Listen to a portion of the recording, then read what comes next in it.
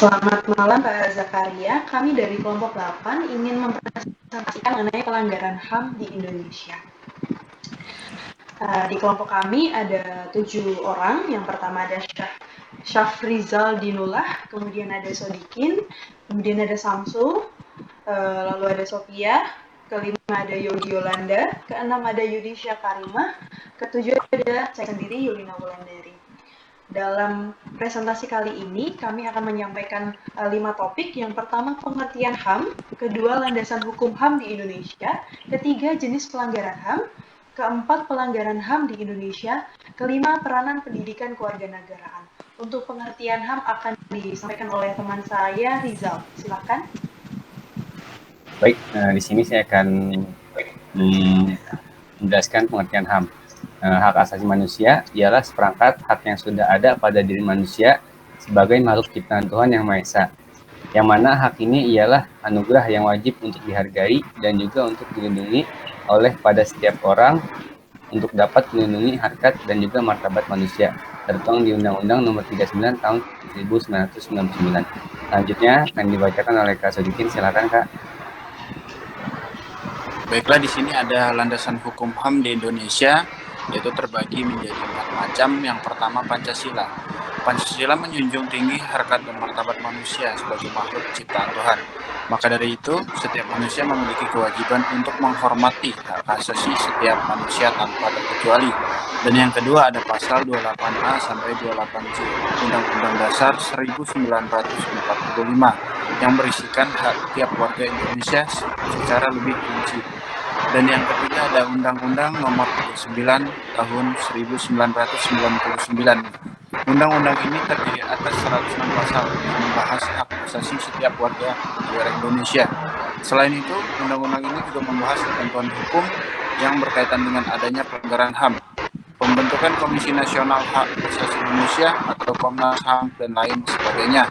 Dan yang keempat ada TAP MPR nomor 17 tahun 1998 menugaskan lembaga tinggi negara serta aparatur pemerintah untuk menghormati, menegakkan serta memperluaskan pemahaman mengenai hak asasi manusia. Ketetapan MPR ini juga menjadi salah satu upaya pemerintah untuk menghadapi masalah pelanggaran HAM di Indonesia. Selanjutnya akan disampaikan oleh Sophia. Jenis pelanggaran HAM. Jenis pelanggaran HAM ada dua, yaitu pelanggaran HAM ringan dan pelanggaran HAM berat. Pelanggaran HAM ringan merupakan pelanggaran yang tidak mengancam jiwa manusia, tetapi dapat berbahaya jika tidak segera ditangani. Contohnya seperti kelalaian saat memberi pelayanan atau pencemaran lingkungan. Pelanggaran hak asasi manusia berat merupakan pelanggaran yang bersifat berbahaya dan mengancam nyawa manusia. Contohnya seperti genosida dan kejahatan kemanusiaan.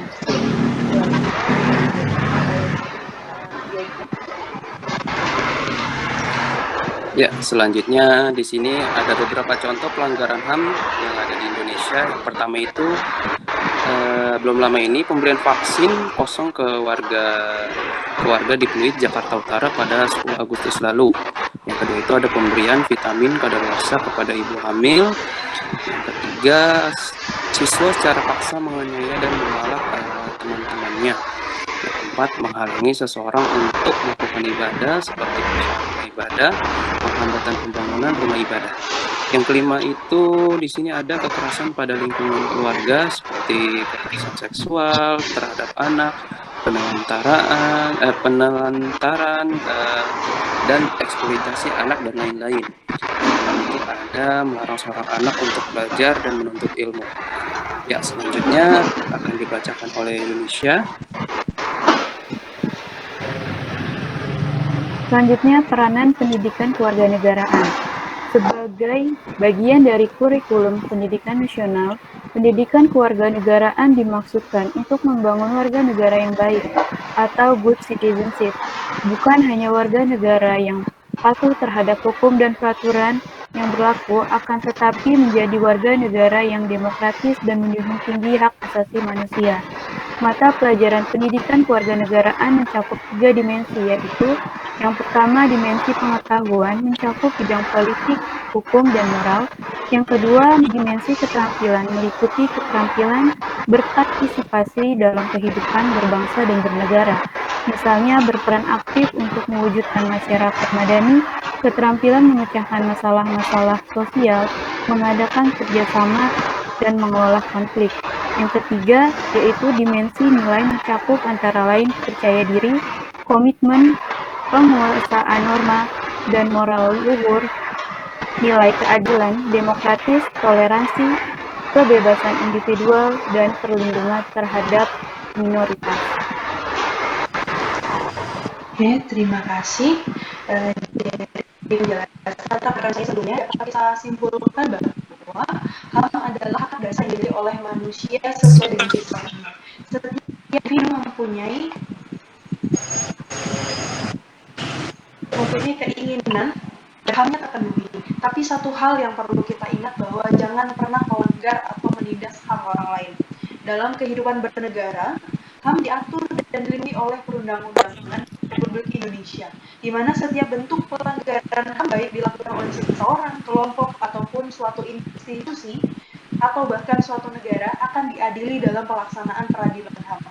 Pengadilan HAM menempuh proses pengadilan melalui hukum acara peradilan HAM sebagaimana terdapat dalam Undang-Undang Pengadilan HAM itu sendiri. Maka dari itu, pendidikan kewarganegaraan ini sangat penting untuk menimbulkan rasa bahwa kita sebagai warga negara, sebagai manusia punya hak secara individu, dan juga kita juga wajib untuk menghormati hak orang lain.